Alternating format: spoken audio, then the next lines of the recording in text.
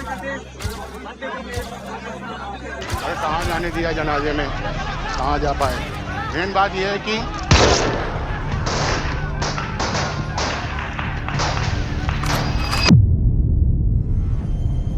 2023 में प्रयागराज की बात है। मीडिया के कैमरों के सामने पुलिस की मौजूदगी में गोलियां चली और पूरा देश देखता रह गया। ये कोई फिल्म का सीन नहीं था, ये हकीकत थी। और जिस आदमी की हत्या हुई वो कोई आम आदमी नहीं था, वो था अतीक अहमद, एक ऐसा इंसान जिसके नाम से पूरा इलाका डरता था। लेकिन सवाल ये था कि जो आदमी इतने सालों तक कानून से ऊपर रहा, वो इस अंजाम तक पहुंचा कैसे। इस कहानी की शुरुआत उस दिन चली गोली से नहीं हुई थी, ये कहानी उससे बहुत पहले शुरू हो चुकी थी। उस दौर में जब उत्तर प्रदेश की सड़कों पर डर का राज हुआ करता था और कानून सिर्फ फाइलों तक ही सीमित रहता था, उस दौर में उत्तर प्रदेश में कानून का राज नहीं चलता था, बल्कि इस राज्य को कई हिस्सों में बांटकर छोटे बड़े माफिया अपनी अपनी हुकूमत चलाते थे। हर इलाके का एक नामी डॉन होता था जिसका अपना दबदबा होता था और उस दबदबे के पीछे उसका खौफ काम करता था।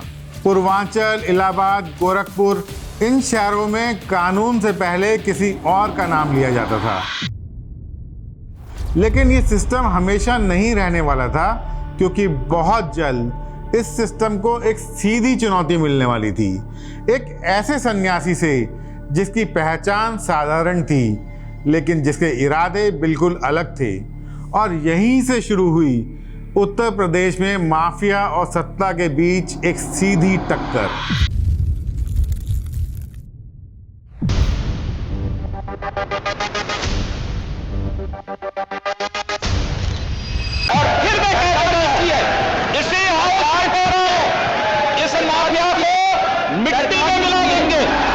सालों तक जो सिस्टम अटूट लगता था, उसमें दरार पड़नी शुरू हो चुकी थी और इस बदलाव की शुरुआत हुई पूर्वांचल की राजनीति से।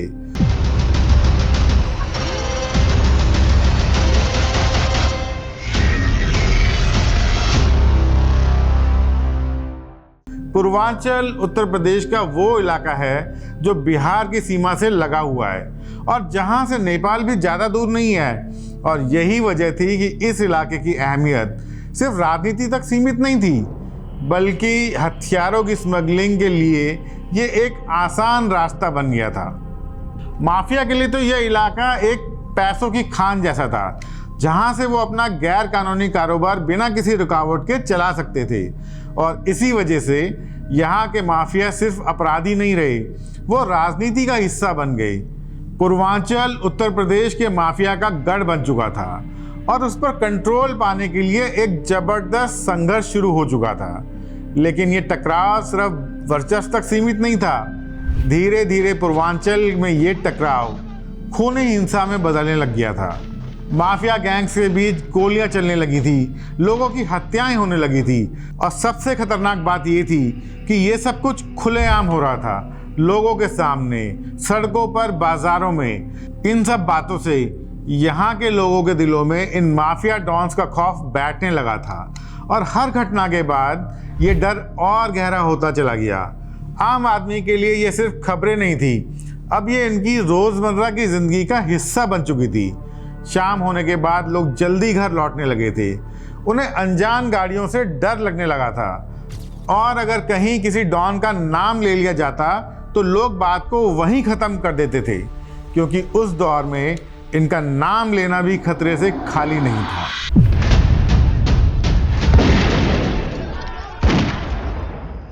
लेकिन इस कहानी का सबसे खतरनाक हिस्सा ये हिंसा नहीं थी, असली खेल तो कहीं और ही चल रहा था। धीरे धीरे इन माफिया डॉन ने सिर्फ इलाकों पर ही नहीं बल्कि पूरे सिस्टम पर अपनी पकड़ बना ली थी। पुलिस, प्रशासन और राजनीति, सब कुछ कहीं ना कहीं इनके असर में आने लग गया था। और यही वो मोड़ था जब अपराध और सत्ता के बीच की दूरी लगभग खत्म हो चुकी थी। ये नाम अब राजनीति में भी उतरने लगे थे। जब भी चुनाव आते थे तो वहाँ के लोग डर के मारे इन्हीं को चुनते थे, क्योंकि उनको मालूम था कि इनके खिलाफ जाने का अंजाम कितना बुरा हो सकता है। उत्तर प्रदेश में इन माफिया डॉन्स की ताकत ही अब उनकी सबसे बड़ी पहचान बन चुकी थी। लेकिन इस कहानी में एक और व्यक्ति था जिसने इस पूरे सिस्टम को बाहर से ही नहीं बल्कि बहुत करीब से महसूस किया था।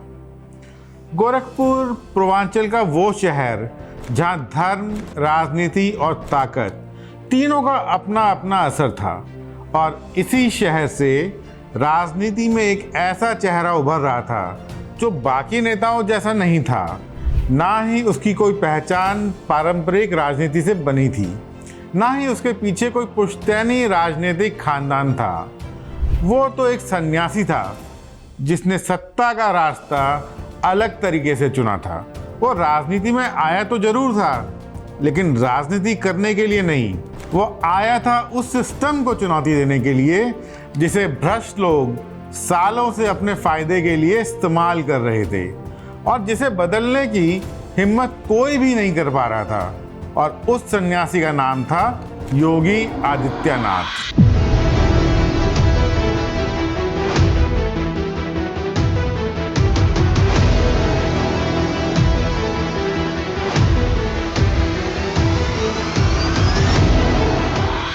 लेकिन योगी आदित्यनाथ का ये फैसला सिर्फ सोच तक ही सीमित नहीं रहा, बल्कि धीरे धीरे उनकी आवाज खुलकर सामने आने लगी। गोरखपुर की सड़कों पर, सभाओं में और लोगों के बीच वो एक ऐसा नेता बन रहे थे जो डर की राजनीति को खुलकर चुनौती दे रहा था, जो नामों के खिलाफ बोल रहा था जिनके खिलाफ बोलना उस दौर में आसान नहीं था। और यही वो वक्त था जब टकराव की शुरुआत हुई, पहले शब्दों से, फिर सियासत से, और धीरे धीरे ये टकराव सीधे आमने सामने की लड़ाई में बदलने लगा। लेकिन पूर्वांचल की राजनीति में कुछ नाम ऐसे थे जिनसे टकराना आसान नहीं था, और उन्हीं नामों में से एक था मुख्तार अंसारी। पूर्वांचल के गाजीपुर में मुख्तार अंसारी का जन्म एक संपन्न परिवार में हुआ था। वो एक ऐसा परिवार था जहां देशभक्ति विरासत में थी, जहां के लोगों ने भारतीय सेना और राजनीति दोनों में अपना योगदान दिया था। लेकिन मुख्तार कुछ और ही चाहता था। वो सिस्टम के अंदर रहकर काम करना नहीं चाहता था, वो पावर को अपने हिसाब से बनाना चाहता था। इसलिए उसने चुना अपराध का रास्ता, और ये फैसला उसने किसी मजबूरी में नहीं लिया था। ये फैसला उसने लिया था कि वो जल्द से जल्द ज़्यादा से ज़्यादा पैसा और पावर हासिल कर सके। स्कूल के दिनों में वो एक आम सा लड़का था, थोड़ा जिद्दी, थोड़ा शरारती, लेकिन 15 साल की उम्र आते आते उसका नाम पहली बार पुलिस की एफआईआर में दर्ज हो चुका था। यहीं से उसकी जिंदगी उस अंधेरे रास्ते पर मुड़ गई जहां से वापसी लगभग नामुमकिन थी। 90 का दशक आते आते गाजीपुर और माऊ का इलाका कंप्लीटली बदल चुका था। यहाँ ठेके, जमीन और दबदबे के लिए हिंसा आम हो चुकी थी, और मुख्तार ने बहुत जल्द समझ लिया था कि ताकत सिर्फ बंदूकों में नहीं है, उससे बड़ी ताकत उन ठेकों में है जहां से पैसा आता है और राजनीति तक पहुंच भी बनती है। सबकी तरह मुख्तार की शुरुआत भी छोटे मोटे ठेकों से हुई। फिर उसने अपना एक गैंग बना लिया, लोग उससे जुड़ने लगे, उसके वफादार गुर्गों की एक फौज तैयार होने लगी, और देखते ही देखते उसका एक पूरा नेटवर्क खड़ा हो गया। अब उसका खेल एकदम साफ था। जो कोई उसकी बातें मानता था उसका काम बढ़िया से चलता था, लेकिन जो उससे टकराता था उसकी लाश मिलती थी। लेकिन मुख्तार सिर्फ डर से राज नहीं करना चाहता था, वो लोगों के बीच अपना एक अलग इमेज क्रिएट करना चाहता था। अपने इसी खेल के कारण उसने डर और एहसान दोनों से लोगों को अपने साथ जोड़ लिया था। धीरे धीरे वो एक सिर्फ आम क्रिमिनल नहीं रहा, वो एक सिस्टम बन गया। एक ऐसा सिस्टम जहां क्राइम ही बिजनेस था। लेकिन असली खेल तब शुरू हुआ जब उसकी टक्कर ब्रजेश सिंह नाम के एक और बाहुबली डॉन से हुई। दोनों एक ही इलाके में एक ही तरह का खेल खेल रहे थे, दोनों ही दबंग थे, और दोनों में से कोई भी पीछे हटने वाला नहीं था। फिर शुरू हुआ एक ऐसा दौर जहां गाजीपुर और माऊ की सड़कों पर खून बहना आम बात हो गई। गैंग्स के लोग एक दूसरे का मर्डर करने लगे और एक दूसरे की हत्याएं होनी शुरू हो गई और पूरा इलाका एक जंग का मैदान बन गया। इस दुश्मनी में ना तो कोई नियम था और ना ही कोई सीमा। इन दोनों का सिर्फ एक ही मकसद था और वो था एक दूसरे को खत्म करना। कई बार मुख्तार पर हमले हुए, कई बार उसने जवाब दिया। वक्त के साथ साथ ये लड़ाई और खतरनाक होती चली गई। इसी दौरान मुख्तार ने एक और बड़ा खेल समझ लिया था कि अगर आपको असली प्रोटेक्शन चाहिए, आपको वो सिर्फ बंदूक की ताकत से नहीं मिलेगा, उसके लिए आपको सत्ता चाहिए। साल 2004 की बात है। उस टाइम तक मुख्तार अंसारी का रसूख अपने चरम पर था, लेकिन यूपी में उस वक्त कानून की वर्दी में एक ऐसा अफसर भी था जिसने मुख्तार को सीधी चुनौती देने की हिम्मत दिखाई। जनवरी 2004 में एसटीएफ के डिप्टी एसपी शैलेंद्र सिंह को एक खुफिया जानकारी मिली थी कि वाराणसी में एक लाइट मशीन गन की खरीदो फरोख्त होने वाली है। ये कोई आम हथियार नहीं था। सेना द्वारा यूज की जाने वाली इस मशीन गन को मुख्तार अंसारी ने अपने सबसे बड़े दुश्मन ब्रिजेश सिंह को खत्म करने के लिए मंगवाया था। शैलेंद्र सिंह ने दबिश दी और सेना के एक भगोड़े से ये एलएमजी बरामद कर ली। जैसे ही शैलेंद्र सिंह ने इस मामले में मुख्तार पर पोटा लगाने की तैयारी की, लखनऊ की सत्ता के गलियारों में खलबली मच गई। तत्कालीन मुलायम सरकार की तरफ से शैलेंद्र सिंह पर भारी राजनीतिक दबाव डाला गया कि वो इस मामले से मुख्तार का नाम हटा दें। शैलेंद्र सिंह एक ईमानदार और उसूलों वाले अधिकारी थे। जब उन्होंने देखा कि सिस्टम इन अपराधियों को बचाने की कोशिश कर रहा है और वो खाकी पर हावी हो रहा है, तो उन्होंने झुकने के बजाय अपने पद से इस्तीफा दे दिया। और यही वो मोड़ था जहां से एक लंबी राजनीतिक जंग की शुरुआत हुई। उस वक्त गोरखपुर के युवा सांसद योगी आदित्यनाथ ने इस मुद्दे को जोर शोर से उठाया। योगी आदित्यनाथ ने सार्वजनिक रूप से शैलेंद्र सिंह का समर्थन किया और सरकार के इस रवैये की कड़ी निंदा की। यह पहली बार था जब योगी आदित्यनाथ ने सीधे तौर पर मुख्तार अंसारी के प्रभाव को सार्वजनिक मंच से चुनौती दी। यही योगी आदित्यनाथ और मुख्तार के बीच टकराव की शुरुआत थी। उन्होंने साफ कर दिया था कि वो पूर्वांचल में इस तरह के सामंतर प्रशासन को बर्दाश्त नहीं करेंगे। यहीं से शैलेंद्र सिंह के साथ हुए अन्याय को योगी ने अपना एक बड़ा मुद्दा बनाया, जिसने आने वाले दशकों में उत्तर प्रदेश की सियासत की पूरी दिशा ही बदल दी। अक्टूबर 2005 की बात है। मऊ में भरत मिलाप का दिन था और पूरा शहर त्योहार के माहौल में डूबा हुआ था। रामलीला मैदान में बहुत भीड़ जुटी थी और लाउडस्पीकर पर आवाज़ गूंज रही थी। लेकिन तभी अचानक से किसी ने लाउडस्पीकर को तोड़कर फेंक दिया।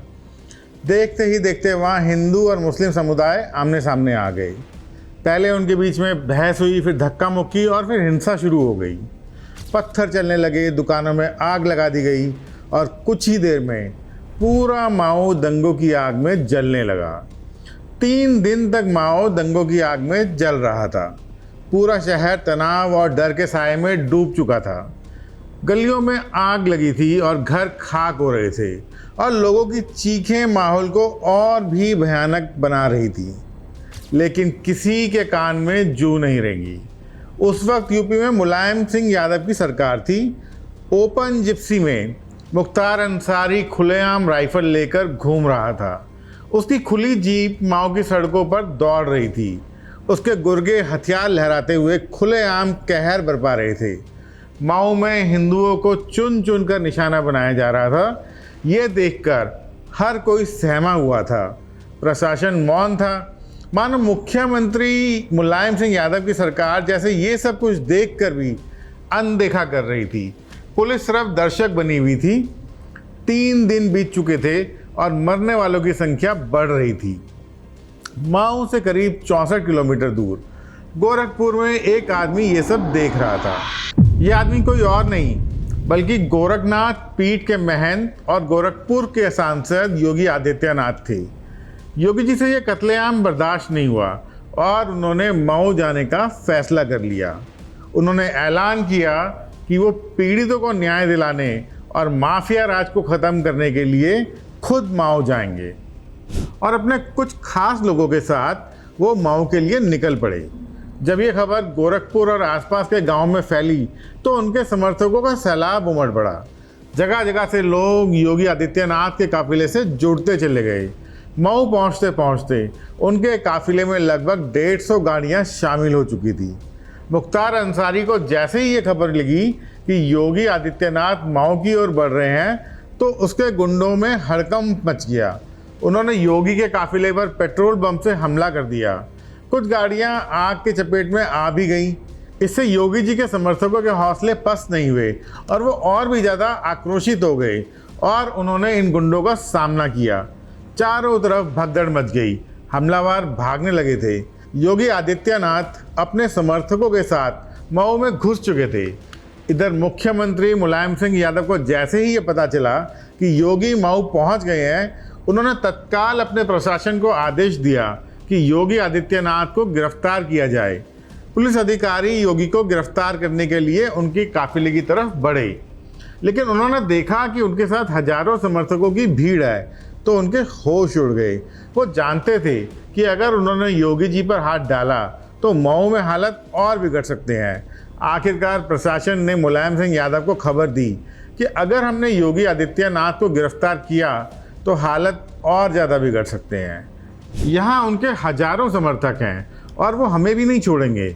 मुलायम सिंह समझ गए कि अब दंगों को जारी रखना संभव नहीं है और उन्होंने तुरंत आदेश दिया कि मऊ में दंगों को रोक दिया जाए। पुलिस हरकत में आ गई और देखते ही देखते हिंसा खत्म हो गई। मुख्तार के गुंडे इधर उधर भागने लगे और इसी तरह से योगी आदित्यनाथ ने मुख्तार से दूसरी बार सीधा टकराव किया। इसके बाद साल 2008 की बात है। उत्तर प्रदेश के पूर्वांचल में तनाव अपने चरम पर था। गोरखपुर के सांसद योगी आदित्यनाथ ने आजमगढ़ में एक आतंकवाद विरोधी रैली को संबोधित करने का ऐलान किया। लगभग 100 गाड़ियों का काफिला आजमगढ़ की ओर बढ़ रहा था, लेकिन उन्हें इस बात का अंदाज़ा नहीं था कि रास्ते में मौत उनका इंतज़ार कर रही है। जैसे ही काफिला आजमगढ़ के बॉर्डर के पास पहुंचा, अचानक उस पर पत्थरों की बारिश होने लगी। हमलावरों ने पहले से ही प्लान तरीके से घेराबंदी करके रखी हुई थी। पहले पत्थर फेंके गए और पत्थरों के बाद गाड़ियों पर पेट्रोल बम फेंके गए ताकि काफिले को वहीं रोककर आग के हवाले किया जा सके। इसके तुरंत बाद चारों तरफ से अंधाधुंध गोलीबारी शुरू हो गई। हमलावरों का मुख्य निशाना लाल रंग की वो एसयूवी थी जिसमें योगी आदित्यनाथ आमतौर पर सफ़र करते थे। हमलावरों ने उस गाड़ी को पूरी तरह से छलनी करने की कोशिश की, लेकिन नियति को शायद कुछ और ही मंजूर था। हमले से कुछ देर पहले ही योगी आदित्यनाथ ने एक डिसीजन लिया था और उन्होंने अपनी गाड़ी बदल ली थी। वो अपनी रेगुलर गाड़ी के बजाय काफिले की दूसरी गाड़ी में सवार हुए थे और इस जानलेवा हमले में योगी आदित्यनाथ बाल बाल बच गए। लेकिन इस हमले में काफिले में शामिल एक व्यक्ति की जान ले ली और 6 अन्य लोगों को गंभीर रूप से घायल कर दिया। मऊ के दंगों के बाद एक बात साफ हो चुकी थी कि पूर्वांचल में अब टकराव सिर्फ राजनीति तक ही सीमित नहीं है। ये लड़ाई अब उस सिस्टम की हो चुकी थी जहां सत्ता, पैसा और डर तीनों एक साथ काम करते थे और इसी सिस्टम के बीच धीरे धीरे एक नाम मुख्तार के सामने चुनौती बनकर उभर रहा था और वो नाम था कृष्णानंद राय। कृष्णानंद राय सिर्फ एक विधायक नहीं थे, वो उस दौर के एक ऐसे नेता थे जहां राजनीति और ताकत दोनों साथ चलते थे। लेकिन फ़र्क ये था कि वो खुलकर मुख्तार अंसारी के खिलाफ खड़े हो गए थे और यही बात इस टकराव को और ख़तरनाक बना रही थी। पूर्वांचल में उस समय असली खेल सिर्फ चुनाव जीतने तक ही नहीं था। असली खेल था सरकारी ठेकों का, क्योंकि ठेके सिर्फ पैसा ही नहीं देते थे, वो इलाके पर पकड़ भी देते थे, नेटवर्क बनाते थे और राजनीति में किसी का भी वजन बढ़ाते थे। और इसी खेल में मुख्तार अंसारी का एक मजबूत सिंडिकेट पहले से ही काम कर रहा था। लेकिन अब उसी इलाके में कृष्णानंद राय का प्रभाव बढ़ने लगा था। वो अपने स्तर पर उसी सिस्टम को चुनौती दे रहे थे और यही वो बिंदु था जहां ये टकराव सीधा सीधा पावर और पैसे की लड़ाई बन गया। अब ये सवाल नहीं था कि कौन सही है या गलत, सवाल ये था कि इस इलाके में किसका राज चलेगा। जब दो ताकतें एक ही ज़मीन पर एक ही खेल खेलती हैं तो टकराव का अंत हमेशा खून पर जाकर ही रुकता है। साल 2005 में जब ये टकराव अपने चरम पर था, उसी दौरान मुख्तार अंसारी जेल में था, लेकिन जेल उसके लिए कोई रुकावट नहीं थी। उसका नेटवर्क बाहर पूरी तरह से एक्टिव था। सारे फैसले मुख्तार जेल से लेता था और वहीं बैठकर उसने एक ऐसी साजिश रची जिसने पूरे उत्तर प्रदेश को हिला कर रख दिया। 29 नवंबर 2005 की शाम को गाजीपुर की सड़क पर कृष्णानंद राय का काफिला आगे बढ़ रहा था। सब कुछ नॉर्मल था, लेकिन कुछ ही पलों में हालत पूरी तरह से बदलने वाले थे। अचानक चारों तरफ से गोलियों की आवाज़ गूंज उठी। हमलावर पहले से ही घात लगाए बैठे थे और देखते ही देखते AK-47 से गोलियों की बारिश शुरू हो गई। काफिले को चारों तरफ से घेर लिया गया था, बचने का कोई रास्ता नहीं छोड़ा था। करीब 10 से 15 मिनट तक लगातार फायरिंग होती रही और उस दिन 400 से ज़्यादा गोलियां चली। ये कोई साधारण हमला नहीं था, ये एक प्लान नरसंहार था। जब गोलियां रुकी तो सड़क पर 7 लाशें पड़ी थी। कृष्णानंद राय और उनके साथ मौजूद सभी लोग वहीं ख़त्म कर दिए गए थे। उस दिन सिर्फ एक आदमी को नहीं मारा गया था। मुख्तार ने उस दिन लोगों को एक संदेश दिया था, एक खुला ऐलान कि पूर्वांचल की असली सत्ता सिर्फ उसके पास है। लेकिन इस बार ये घटना सिर्फ एक हत्या की घटना बनकर नहीं रह गई, ये पूरे सिस्टम के लिए एक चेतावनी बन गई, क्योंकि पहली बार ये सवाल खुलकर उठने लगा कि अगर एक विधायक को दिन दहाड़े इस तरह मारा जा सकता है तो आम आदमी की सुरक्षा का क्या मतलब रह जाता है। असल में अब ये लड़ाई बनने वाली थी सिस्टम वर्सेस माफिया की लड़ाई। कृष्णानंद राय की हत्या के बाद उत्तर प्रदेश की राजनीति में एक अजीब सा सन्नाटा छा गया था। उस दौर में पूर्वांचल में सिर्फ एक मुख्तार ही नहीं था, कई और नाम थे जिनके दम पर यह पूरा माफिया नेटवर्क खड़ा था। मुख्तार अंसारी, अतीक अहमद, विकास दुबे और ऐसे कई चेहरे जो अलग अलग अपनी हुकूमत चला रहे थे। और इन सब के बीच एक कॉमन बात थी, इनका असर सिर्फ सड़कों तक ही सीमित नहीं था बल्कि सिस्टम के अंदर तक पहुंच चुका था। लेकिन इसी बीच गोरखपुर से एक आवाज़ लगातार उठ रही थी, एक ऐसी आवाज़ जो इस पूरे सिस्टम को खुलकर चुनौती दे रही थी, और वो आवाज़ थी योगी आदित्यनाथ। उस समय योगी आदित्यनाथ सिर्फ एक सांसद थे, लेकिन उनकी राजनीति बाकी नेताओं से अलग थी। वो सिर्फ बयान देने वाले नेता नहीं थे, वो ज़मीन पर खड़े होकर बोलते थे, उन नामों के खिलाफ बोलते थे जिनके खिलाफ बोलना उस दौर में आसान नहीं था। और यही वजह थी धीरे धीरे वो सिर्फ एक नेता नहीं रहे, वो एक विरोध की आवाज़ बनते जा रहे थे। वो बार बार एक ही बात कहते थे कि अगर सिस्टम को बचाना है तो इस पैरेलल सिस्टम को ख़त्म करना होगा। ये पैरेलल सत्ता जो बंदूक के दम पर चल रही है, उस सत्ता को जो ठेकों, रंगदारी और डर के सहारे खड़ी है। लेकिन उस समय तक योगी जी के पास सिर्फ आवाज़ थी, ताकत नहीं, क्योंकि असली ताकत अभी भी उस माफिया के पास थी जिनके नाम से लोग डरते थे। वक्त बीतता गया, टकराव चलता रहा और सिस्टम धीरे धीरे अपनी लिमिट तक पहुंच गया। और फिर आया 2017। उत्तर प्रदेश की राजनीति में एक बहुत बड़ा बदलाव आया और इस बदलाव के साथ पहली बार ऐसा लगा कि अब सिर्फ बातें नहीं होंगी, अब कार्रवाई होगी। योगी आदित्यनाथ उत्तर प्रदेश के मुख्यमंत्री बने और यहीं से कहानी का सबसे अहम हिस्सा शुरू हुआ, क्योंकि अब योगी आदित्यनाथ को वो पावर मिल चुकी थी जो माफिया के इस पैरेलल राज को टक्कर देने को तैयार थी। अब होने वाली थी सीधी लड़ाई। एक तरफ था सालों से बना हुआ माफिया का साम्राज्य और दूसरी तरफ अब था योगी सरकार का नो नॉनसेंस सिस्टम। और इस बार सिस्टम पीछे हटने वाला नहीं था। 2017 के बाद उत्तर प्रदेश में चीज़ें धीरे धीरे बदलने लगी। ये बदलाव अचानक नहीं आया था, लेकिन साफ दिखाई दे रहा था कि पुलिस अब सिर्फ कागजों तक सीमित नहीं थी, थानों में शिकायतें दर्ज होने लगी थी। जिन मामलों को सालों तक दबा दिया जाता था, उन पर अब कार्रवाई शुरू हो रही थी। प्रशासन की भाषा बदल रही थी और सबसे बड़ी बात, लोगों के मन से डर धीरे धीरे हटना शुरू हो रहा था। सड़कें वही थी, शहर भी वही थे, लोग भी वही थे, लेकिन माहौल अलग था। जहां पहले नाम लेने से लोग डरते थे, अब उन्हीं नामों पर खुलकर चर्चा होने लगी थी। कानून और व्यवस्था की पकड़ धीरे धीरे मजबूत होती जा रही थी और पहली बार ऐसा लग रहा था कि सिस्टम सिर्फ मौजूद ही नहीं है, वो काम भी कर रहा है। लेकिन ये तो सिर्फ शुरुआत थी, क्योंकि अब सिस्टम को साबित करना था कि ये बदलाव सिर्फ कागजों तक ही सीमित नहीं रहेगा, ये ज़मीन पर भी दिखाई देगा। और इसके लिए एक मिसाल बनानी जरूरी थी।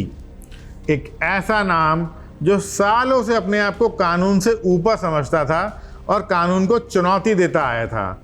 एक ऐसा नाम जिसके खिलाफ गवाही भी देना लोगों के लिए आसान नहीं था, और वो नाम था विकास दुबे का। माफिया के खिलाफ इस लड़ाई में पहला बड़ा वार उसी पर हुआ। साल था 2020। कानपुर के विकरू गांव में एक ऐसी घटना हुई जिसने पूरे देश को हिला कर रख दिया। पुलिस की एक टीम विकास दुबे को पकड़ने उसके गांव पहुंची थी, लेकिन वहां जो हुआ वो किसी ने सोचा भी नहीं था। जैसे ही पुलिस की टीम गांव में दाखिल हुई, उन पर घात लगाकर हमला किया गया। चारों तरफ से फायरिंग शुरू हो गई। रास्ते बंद कर दिए गए थे, इसलिए पुलिस टीम को छिपने और भागने का मौका नहीं मिला। इस हमले में 8 पुलिसकर्मी मारे गए थे। ये सिर्फ हमला नहीं था, ये सीधी चुनौती थी। ये चुनौती थी उस सिस्टम को जो माफिया राज के खिलाफ खड़ा हुआ था। लेकिन इस बार जवाब भी वैसा ही मिलने वाला था। हमले के बाद पूरा प्रशासन हरकत में आ गया। पूरे राज्य में एक बड़ा ऑपरेशन शुरू हुआ। विकास दुबे फरार हो चुका था, लेकिन अब वो भाग नहीं सकता था।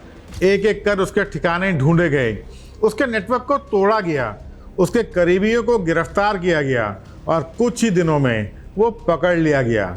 लेकिन कहानी यहीं ख़त्म नहीं हुई, क्योंकि जिस तरह से उसने सिस्टम को चुनौती दी थी, उसका अंत भी उतना ही नाटकीय होने वाला था।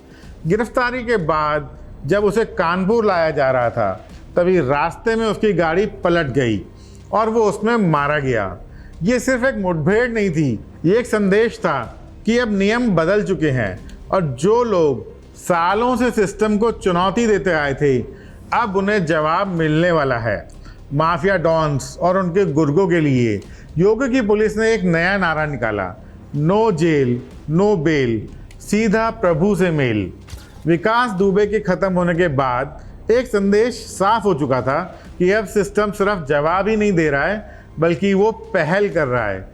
लेकिन उत्तर प्रदेश में माफिया का नेटवर्क किसी एक नाम तक ही सीमित नहीं था। कुछ नाम तो ऐसे थे जो सिर्फ अपने इलाके में नहीं, बल्कि पूरे राज्य की राजनीति और सिस्टम में गहरी पैठ बना चुके थे।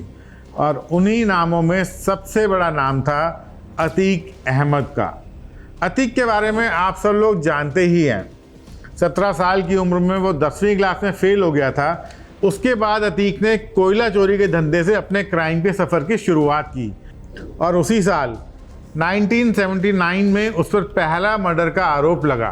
कोयले के विवाद में हुए एक झगड़े को लेकर उस पर पहला केस दर्ज हुआ। धीरे धीरे अतीक ने अपना एक गैंग बना लिया था और अब वो कोयला चोरी के साथ साथ बाकी के अपराध भी करने लग गया था। इसी दौरान एक बार अतीक अहमद पर पुलिस ने कार्रवाई की और उस पर राष्ट्रीय सुरक्षा कानून यानी NSA की धारा लगा दी। उस वक्त अतीक अहमद खुद को चारों तरफ से घिरा हुआ महसूस कर रहा था। उसके ऊपर प्रेशर बढ़ रहा था और उसे बाहर निकलने का रास्ता नज़र नहीं आ रहा था। और ऐसे समय में उसने मदद के लिए प्रयागराज के मशहूर डॉन चांद बाबा से मदद मांगी। चांद बाबा ने अपने कनेक्शंस का इस्तेमाल किया और अतीक को पुलिस की गिरफ्त से निकलवा दिया।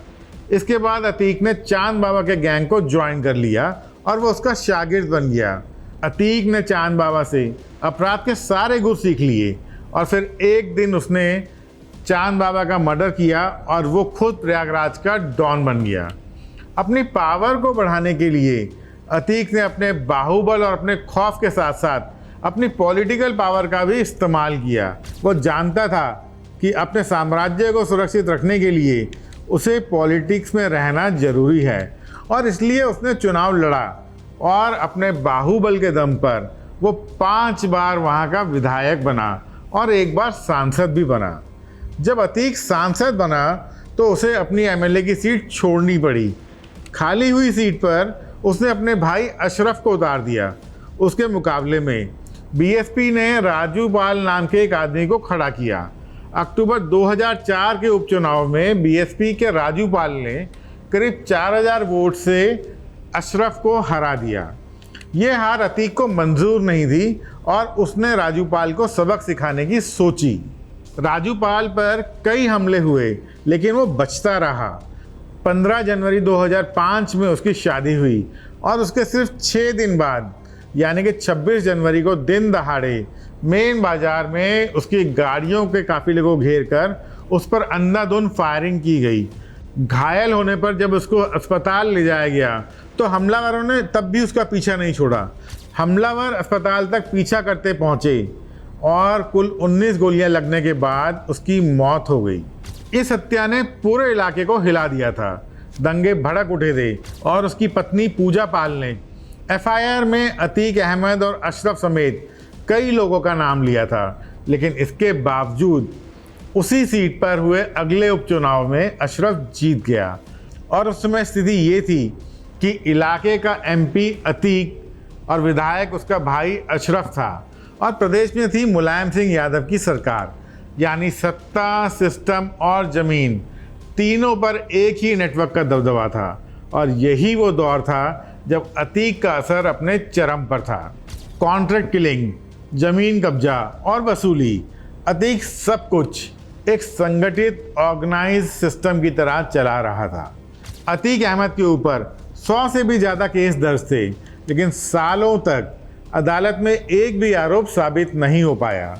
उसके ऊपर लगाया गया लगभग हर इल्ज़ाम या तो कमज़ोर पड़ जाता था या वो टूट जाता था, क्योंकि गवाह सामने आते ही नहीं थे और अगर कोई आता भी था तो भी वो अपने बयान से मुकर जाता था या फिर किसी न किसी वजह से वो रास्ते से ही हटा दिया जाता था। 2017 में योगी आदित्यनाथ के मुख्यमंत्री बनने के बाद भी अतीक अहमद का नेटवर्क पूरी तरह से ख़त्म नहीं हुआ था। 2018 में लखनऊ के कारोबारी मोहित जायसवाल को अतीक के गुर्गों ने अगवा किया और वो उसे अतीक से मिलवाने देवरिया जेल ले गए, जहां आरोप ये है कि अतीक के दबाव में उससे करोड़ों की संपत्ति के कागजों पर साइन करवाए गए। इससे पता चलता है कि अतीक जेल में रहते हुए भी अपना सिस्टम कितनी सफाई से चला रहा था।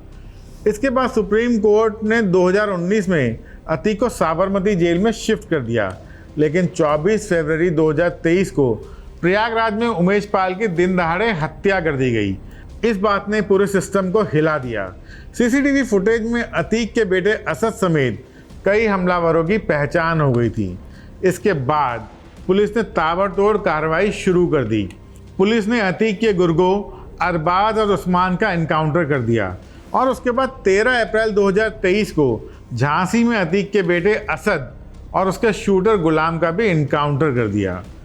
15 अप्रैल 2023 की रात उत्तर प्रदेश के प्रयागराज से एक ऐसी तस्वीर सामने आई जिसने पूरे देश को भौचक्का कर दिया। अतीक अहमद और उसके भाई अशरफ को पुलिस की भारी सुरक्षा के बीच नियमित मेडिकल चेकअप के लिए हॉस्पिटल ले जाया जा रहा था। रात के करीब 10:30 बज रहे थे। अतीक और अशरफ हथकड़ियों में बंधे हुए पुलिस वालों के साथ पैदल हॉस्पिटल के परिसर में दाखिल हो रहे थे। तभी पत्रकारों की भीड़ ने उन्हें घेर लिया और उमेश पाल हत्याकांड को लेकर सवाल पूछने शुरू कर दिए। अतीक ने जैसे ही कुछ कहना शुरू किया, मीडिया कर्मी बनकर आए 3 हमलावरों ने बेहद करीब से अतीक के सर पर गोली दाग दी। इस घटना ने 4 दशकों से चले आ रहे अतीक अहमद के खौफ और उसके राजनीतिक अपराध के रसूख को पूरी तरह से ज़मींदोज़ कर दिया। जो शख्स कभी जेल के भीतर से अपना सिस्टम चलाता था, उसका अंत पुलिस कस्टडी में लाइव कैमरों के सामने हुआ। उसके बाद प्रशासन ने अतीक के गुर्गों और उसकी बेनामी संपत्तियों पर ऑपरेशन क्लीन के तहत ऐसी कार्रवाई की कि उसका पूरा नेटवर्क ध्वस्त हो गया। इस तरह प्रयागराज के उस बाहुबली के दौर का समापन हुआ जिसने कभी कानून को अपनी उंगलियों पर नचाने की कोशिश की थी। अतीक अहमद का अंत हो चुका था, लेकिन माफिया के अंत की कहानी अभी पूरी नहीं हुई थी। क्योंकि उस पूरे सिस्टम की जड़ में जो नाम सबसे गहराई से बैठा हुआ था वो अभी भी जिंदा था, और वो था मुख्तार अंसारी। योगी आदित्यनाथ के मुख्यमंत्री बनने के समय मुख्तार अंसारी उत्तर प्रदेश में नहीं था, बल्कि वो पंजाब की जेल में बंद था, एक ऐसी जगह जो योगी सरकार और यूपी पुलिस की सीधी पहुंच से दूर थी। योगी जानते थे कि जब तक मुख्तार यूपी नहीं आएगा तब तक इस लड़ाई का असली अंत नहीं होगा। लेकिन इस बार लड़ाई सड़कों पर नहीं, अदालत में लड़ी जानी थी। योगी सरकार ने कानूनी रास्ता अपनाया, कोर्ट में याचिकाएं डाली गई, लगातार दबाव बनाया गया और लंबी कानूनी लड़ाई के बाद आखिरकार आदेश आया कि मुख्तार अंसारी को पंजाब से उत्तर प्रदेश में शिफ्ट किया जाए। ये सिर्फ एक ट्रांसफ़र नहीं था, ये उस कानून के सिस्टम की वापसी थी जो किसी को भी अपने दायरे से बाहर नहीं रहने देना चाहता था। जैसे ही मुख्तार यूपी लाया गया, हालात बदलने लगे। मुख्तार अब वो आदमी नहीं था जो कभी जेल के अंदर से अपना नेटवर्क चलाता था। उसकी हर गतिविधि पर नज़र रखी जाने लगी, उससे मिलने जुलने वालों पर पाबंदियां लगा दी गई। उसकी खास सुविधाएं जो सालों से उसको मिलती थी एक एक करके ख़त्म होने लगी। मुख्तार को उसी सिस्टम के अंदर रहना पड़ रहा था जिसे उसने सालों तक चुनौती दी थी। धीरे धीरे उसका नेटवर्क टूटने लगा, उसके लोग अलग होने लगे, उसका असर कम होने लगा। जो नाम कभी डर पैदा किया करता था, अब वो नाम सिर्फ खबरों तक ही सीमित रह गया था। जेल से मुख्तार ने अपने वकील के जरिए ये आरोप भी लगाया कि उसकी जान को खतरा है और उसे स्लो पॉइजन दिया जा रहा है। और फिर 28 मार्च 2024 को मुख्तार अंसारी की मौत की खबर आती है। कारण बताया गया था हार्ट अटैक, और उसी के साथ पूर्वांचल के उस दौर का आखिरी चैप्टर भी खत्म हो गया। योगी आदित्यनाथ ने अपने कार्यकाल में और भी कई छोटे बड़े माफिया डॉन्स की कमर तोड़ दी है।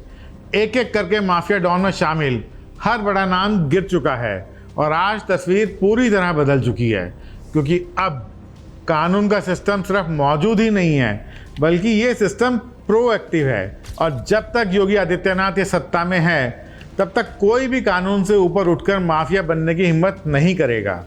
ये सिर्फ कार्रवाई नहीं है, ये एक मैसेज है कि अब उत्तर प्रदेश में डर का राज नहीं चलेगा, बल्कि कानून का राज चलेगा। आप क्या सोचते हो? क्या ये बदलाव स्थायी हैं? नीचे कमेंट करके ज़रूर बताइए। वीडियो पसंद आए तो इसे लाइक कीजिए, और ऐसे ही दमदार सच्ची कहानियों के लिए चैनल को सब्सक्राइब करना मत भूलिए, क्योंकि यहाँ हम सिर्फ कहानियाँ ही नहीं बताते, हम कहानियों के पीछे छिपा सच भी दिखाते हैं। आज के लिए इतना ही, मिलूँगा आपसे एक और एपिसोड के साथ। तब तक के लिए आप अपना ख्याल रखिए। नमस्कार और जय हिंद।